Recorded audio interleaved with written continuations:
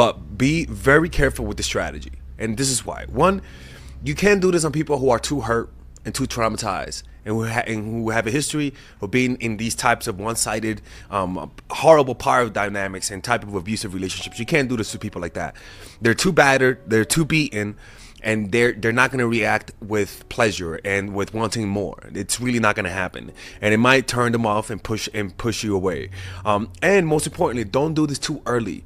You can't be acting harsh and inflicting pain on people early on, right? And the reason why is because they must like you first. Right? They need to develop an emotional bond. And this harshness, people, I'm telling you, man, I want to emphasize this. The harshness that I'm not talking about is being evil, abusive. We're not gaslighting people. We're not doing limerence. We're not using people's traumas. We're not doing any of that kind of stuff. Okay, so all these freaking angels out there that love commenting on my videos before watching it, shut the hell up, okay? Watch the video first. Now, I'm not asking you guys to be a bunch of Terminators. I'm not. But what people have to understand is that your niceness doesn't come from a place of good place. It comes from a place of fear of displeasing people. And if you get over that fact, to your partners, you're going to be more pleasurable. Because nice people who only show us niceness, people who are always sweet, always forgiving, always there, they're nice, but they bore people to death. Because it's so consistent, and at the end of the day, it's not natural. You are a human animal, and you are complex, and you have complex emotions and contradictions. And for people to truly respect you, they need to see those contradictions, those darker sides to your personality, because it's your darkness, the harshness, is what gives contours, is the contours to your personality. Only showing them a nice, flattened image makes you more two-dimensional, makes you more predictable, and it's boring to people, and you keep people repressed. So we're going to talk about how to use harshness and kindness and why that makes people fall in love. It's truly important, people. And any person that you dated that you genuinely fell in love and that you were there for a long time implemented this, whether they did it on purpose or not. Okay, now understand this. Be careful with this strategy. Okay, maybe I should put this in the beginning. By the way, if you guys want to work with me one-on-one, and you guys want to apply the strategy on how to mix harshness and kindness without going to prison and without going to hell, you guys can schedule a one-on-one phone call or scan the QR code, work with me one-on-one. You can see it right there. And then you'll be able to get one-on-one consultation with me on how to apply the strategy without going straight to hell, people. Okay, so let's begin. Let's continue with the video. You click in the description down below to work with me one-on-one, or just scan the QR code, or else I'm closing the channel. So remember, to apply this, they must like you first. And the reason why is because your harshness is used as an intensifier. You know, it intensifies what's already there. Okay, and harshness isn't absence, by the way, people. That's not what I'm talking about. It's not absence. So it's actually kind of different. You use absence in the beginning at first. When you first get into meet people, you do use absence, right? Because it makes people think about you and fantasize about you. This strategy is really about creating the love and intensifying. Why am I going like this? And intensifying. This says a lot about me if I'm doing this, man. What you have, and what I want you to remember, and this is something that I learned in my life, is that your niceness draws people in. That is a fact. Your niceness draws people in, makes people warm, makes people want to be around you. But it loses all of its effect pretty quickly. They need tension, right? If you're just nice, there's no tension. People need tension, and it is created through creating a sense of anxiety and suspense, right? And that suspense is something that nice people just don't have, right? It's the same suspense you feel, and this is why I think online dating is so horrible, because online dating removes the suspense, right? The suspense of, I met you and I don't know if you like me.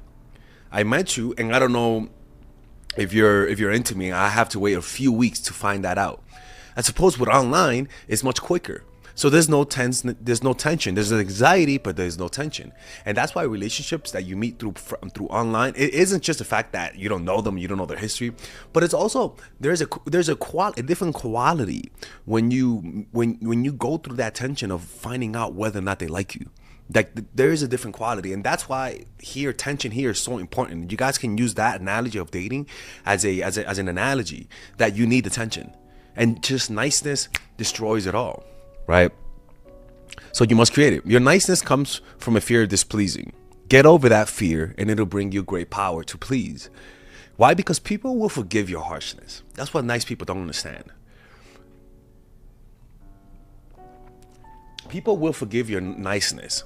They're more forgiving of that than you imagine, right? Your fear of not being nice is because you think that they're not gonna forgive you. What you have to understand is that you have to understand human nature. You don't know people. That's why you're afraid of the strategy. You don't know them. People genuinely want to feel like they want to play the victim. People love playing the victim. Have you not paid attention to that? People love playing the victim. They love complaining about their partners. They love complaining about that something's wrong with their lives. People love to do that. They love to feel bad about themselves. And you have the magical power of them, of giving them the ability to play the victim, but also removing the pain from them. You're going to be the source of pain and the source of pleasure. And what you have to understand, this is the dynamic in every one of our relationships that we love someone. The one that we love the most has also inflicted the most pain. That's just how it is. It's truly that simple. And when you're too nice, you're overriding a natural part of relationships. Your niceness is literally not natural. It's not a natural part of how humans genuinely have connections with each other. We all displease each other. And if you remove people the ability for them to displease you, it's almost like removing a child from bad bacteria. You're going to make that little motherfucker allergic to everything on this planet, okay? Anyways. So remember, what you're doing is creating tension so that you can remove it. You're playing a song with their emotions, and the song is love, with the different notes of pain and pleasure. All right. So never let them get too comfortable. Show them some anger, create some anxiety, show them that you've been displeased by them, punish them for their disrespect. Right? People have misogynistic yearnings. And because you don't think that, you don't understand that, because you're so caught up with appearances, with how people tell you the way they are, that you're completely missing out at the fact that people genuinely love to feel pain, right? Some people, and the reason why is because pain releases repressed emotions. That's what you have to understand. Pain releases repressed emotions, and those repressed emotions, people want to release it. Right? They have repressed desires that they want to release through pain. Some people only listen when you're hard on them, right? Like it's like my students. I have art students, and I notice that when I'm really nice to them, they pay attention, but there's a lack of paying attention. But when I am cold with them, when I give them the instruction, but there's a certain coldness, a certain distance between me and them, my coldness makes them pay deeper attention to me. My coldness, my lack of praising people, my lack of like always like being super nice, like, you know, a nice teacher, makes people kind of afraid of me as a teacher. But also when I'm happy, when I smile, it makes them even happier, and they pay deeper attention. You've seen the paintings from my students. They're pretty fucking good, right? And I understand that method of mixing harshness and kindness, where I don't praise them all the time, and I'm not mean all the time. I rarely praise and I rarely criticize. But when it does happen, it hits. When I do criticize, it hurts. But when I praise, it gives a lot of pleasure. But for it to give a lot of pleasure, it needs to really hurt first. You know what I'm saying? So people have those misogynistic journeys. Some people only listen to you when you're hard on them, when you're harsh to them. Some people only pay attention. Some people are just habitual line steppers. People who consistently disrespect you, and the only way for them to actually be in your life is for you to put some power, inflict some pain, put the foot down, and put the gavel on the fucking thing, and let them know that, hey, I don't like this, and verbally express your anger, verbally do something about it, not just like fucking hit them, you know what I'm saying? But let them don't mince your words when somebody displeases you, right? Why? Because it makes them wake up. And makes them, because some people think you're weak, and so they'll test you to see whether or not you're weak, right? All the niceness you're giving them makes them think that you're weak, and so you put them in their place by letting them know that you're not weak, right? Some people are just bored with their lives and they want drama, and so they stir shit up just to create some drama in their lives, right? And so and also some people genuinely have hidden guilt right? They maybe there's something bad in their lives, nobody knows it, and so they secretly want to get punished, and so they act out in the hopes that somebody could put them in their place, right? So let's talk about this. How can you then, understanding this, how could you learn to inflict and be harsh to people in a way that doesn't push them away? Okay, let's talk about this. Well, many ways to do this. One, criticism, right? Harsh criticism based on something true. If they did something bad, you let them know they did something bad. And you don't mince your words. You don't try to sound nice. You don't try to sound accommodating. You let them know. You criticize them for something that they did, right? And it doesn't run. And honestly, it doesn't matter how harsh you are, right? Just don't be an asshole with it. But literally criticizing people. Say, hey, look, I don't like the way you're doing this. And make sure that is real. For example, if you're a boss, right? One of the things that you notice is that people pay closer attention to you when you're criticizing them. There's a certain sense of insecurity that criticism based on something real or even fake creates a desire to get your validation, especially if your criticism is not with a freaking smile, right? You know how it is. Even dogs, right? When you're criticizing a dog, don't laugh and don't sound happy, because the dog is gonna catch up to that. Or even a silly child, when you're criticizing a kid, a child would try to get you to laugh so that you could like not criticize them, right? And it's the same thing. It's like, don't laugh at the motherfucker, man. Like, stay harsh on them, stay with the angry look, let them know that you're not kidding.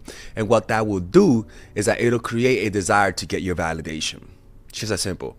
And like Napoleon did this, right? Where he would instantly like hire someone or instantly fire someone, right? I call it the Napoleonic method, where he uses kindness and harshness and mixes it, and he'll instantly promote someone who did an act of bravery who most people didn't know about, right? But then if he notices a group of soldiers being cowards, he'll literally call them out and say, hey, strip them of their ranks, they're gone. Instantly we'll do some shit like that. So people would know what gets them happy, bravery, and people understood what makes them mad, being coward, and then he would make sure to outwardly like reward and punish people, and then everyone in the army would understand that if you behave well, you could get instantly promoted, but if you're a coward, you could get instantly demoted, even though you think nobody sees you, right? Those types of things is a way that people use harshness and kindness. And what this does is that it envelops people emotionally.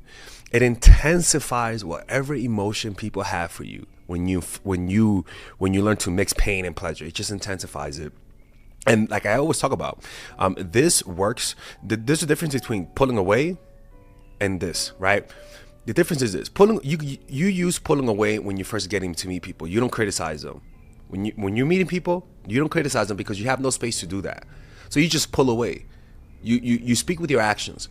But once they like you, once you have some emotional capital, some emotional currency, then you can start verbally telling people what you don't like. And what you want to do is don't be afraid to demand, and don't be afraid to tell them what you're demanding, right? Because and don't be afraid to tell them what you think they're doing wrong. And make sure when you do that, there's a coldness to your face. This will make people feel ashamed. This will make people feel bad, especially if it's real. If it's a real thing that you're doing, and this is that people call this conflict resolution. Just make sure that you don't use fucking Melissa's voice or freaking Bob the program and trying to please his hot girlfriend type of shit, right? Because then people will sense that and they'll take advantage of it, and they'll say, man, bro, what the fuck are you talking about, man? You fix your own shit. I'm not listening to you. Like, they'll do that shit if they think you're bluffing, right? Now, we can see why this strategy works so well is because narcissists use this.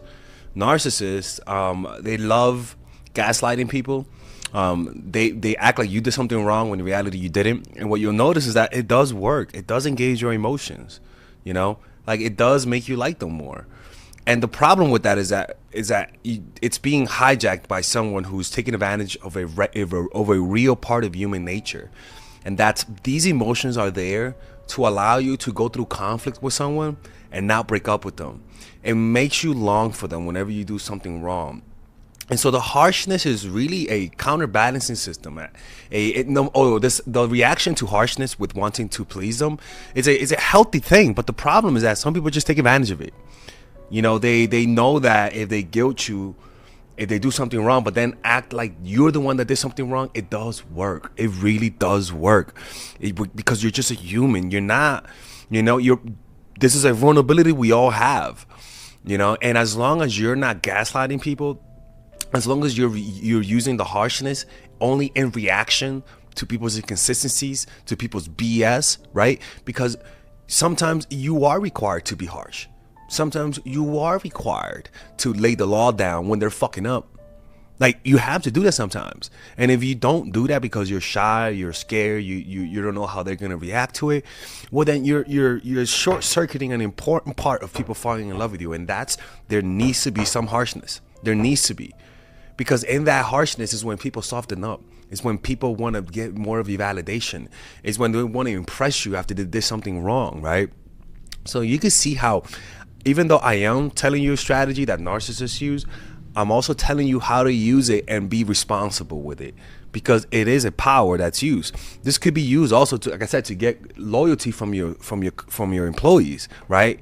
Where you're not just a nice boss, you also fire people. You also are willing to cut people off. You also are willing to call people out for doing the wrong thing. You call people out for being lazy. You're willing to do that. Whether or not you're my friend or not, hey, I'm noticing you being lazy lately. Like, dude, I like you, but I will fire you if you do that shit, right? It can seem harsh. Some people might say, dude, that's your friend. But yeah, bro, exactly, that's my friend. Yeah, exactly. You better not, I'm gonna fire him. You know? And that is a quality of a great leader, but it's also a quality of a great lover, right? Someone who is willing to put their lovers in their place, especially when they're fucking up, right? Because then the person that they're dating will respect that. They will respect that. You're not scared. You're not scared to be yourself. You're not scared to stand up to people's BS. You're open to express yourself, and you're not afraid how they're gonna react, right? Because then when you do that, I'm telling you, most of your relationships, they're gonna be deeply in love with you, but also deeply respect you. This is how the Mindful Attraction University, taught by Professor Alex, where I teach you all of the strategies to improve your dating life and all of the courses that I have all in one place. And you can get it at a highly discounted rate. So that means you can purchase all of my basic courses without the bundles, usually at $600. You can purchase it now at $399, people. Not $400, $399 for psychological purposes. Yeah, that's right. Oh my fucking God, he's showing us a scam. Yeah, that's right. Yeah, Father Alex does that. So that means you could get Emotional Mastery, the Psychological Game of Attraction, The Feminine Woman, Natural Chemistry, Charisma Blueprint, and Nice Girl at a discounted rate. But then, if you want to get the master's degree of the Mindful Attraction University, taught by Professor Alex, you can get the premium version, where usually all of the courses cost $1,200. Now you can purchase them all at $799 or 4 payments of $200. You guys can now also do like a payment plan.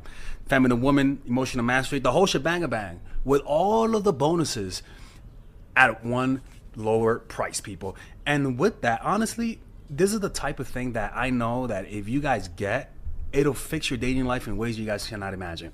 Now, my worry is that it is a lot of content. Like, it is, and I'm not a fan of giving people a lot of content because I don't want informational junkies. But this is the best way to get it all in one price. Now, look, mind you, if you purchase the bundle, I'm just gonna be honest, there's no refunds. Purchasing the whole bundles. If you guys think you guys are not gonna like it, I will prefer if you guys buy one course to see if you like it. And if you don't like that course, you could get your money back and don't purchase the bundle, right? But if you like that course, you guys can send me an email and say, hey, can I upgrade to the bundle? Pay the difference, and there you guys will get it. But it's just that, look, man, you guys know my content.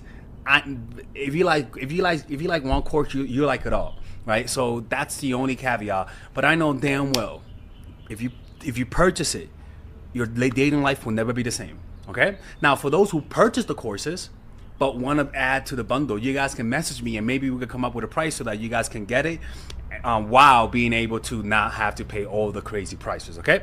So just click on the description down below. There you'll see the ability to purchase the wifey basic package, which is the one that you see here for $399 without the bundles and without the bonuses. But if you guys want to purchase it with the bonuses, which is a lot of content, and I'm afraid because it's a lot of content, you guys can purchase it right here with either 4 payments of $200 or one-time payment of $7.99, right? And yeah, this is, and by the way, I made this design, you know, Father Addicts is being inclusive here and stuff like that. Anyways, hopefully you guys enjoy this. Hopefully you guys can support the channel by purchasing those courses, and I'll see you guys inside. Bye-bye.